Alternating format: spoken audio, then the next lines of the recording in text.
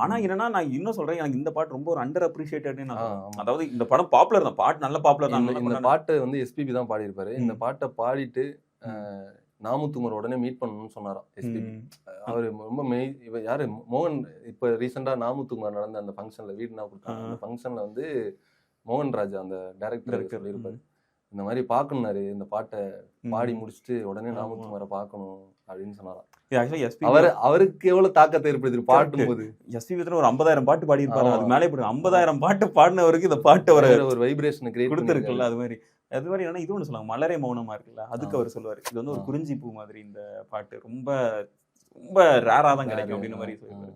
அவர் இந்த மாதிரி ரொம்ப ரேரா தான் சில பாடல்களுக்கு வந்து ஒரு அப்ரிசியேஷன் அதாவது, ஏன்னா எஸ்பிபி மாதிரியான ஒரு ஆள் அப்படி வந்து உட்கார்றாரு. அது எவ்வளவு பாட்டு அந்த காலத்துல இருந்து பாடி இருக்காரு. அவர் கண்ணதாசனுக்கும் பாடி இருப்பாரு. ஆமா, அங்க இருந்து எழுதினாரு. வைரமுத்துக்கும் பாடி இருக்காரு. வைரமுத்து வாலியில எழுத அவர் எழுதாத, அவர் பாடாத எழுத்தாளர்கள் தான் இங்க இப்போ வரைக்கும், பேட்டை வரைக்கும் பாடிருக்காரு, பேட்டை அண்ணாத்த வரைக்கும் பாடியிருக்காரு உட்காந்துட்டு.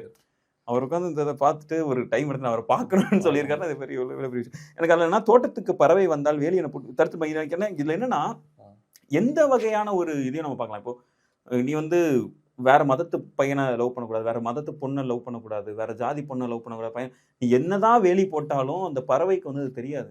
நீ என்ன வேலி போட்டாலும் சரி, நான் தோட்டத்துக்குள்ள வருவேன் அப்படின்னு ஒரு பறப்போம், சிறகடிச்சு பறப்போனாங்க, நாங்க பறந்தே தீருவோம் அப்படின்னு சொல்லிட்டு அந்த பறவை போய்கிட்டே இருக்கு அது பாட்டுல. அதுதான், நீ என்ன தடுத்தாலும் சரி அது கண்டுக்காது காதல். அது பூத்தே ஆகும், காட்டு செடி மாதிரி. நீ விதைச்சா மட்டும்தான் வளரும் கிடையாது, வளர்ந்தே ஆகும். யாரு விதைச்சா எதுவுமே தெரியாது, ஆனா வளர்ந்துரும் அப்படின்ற மாதிரி.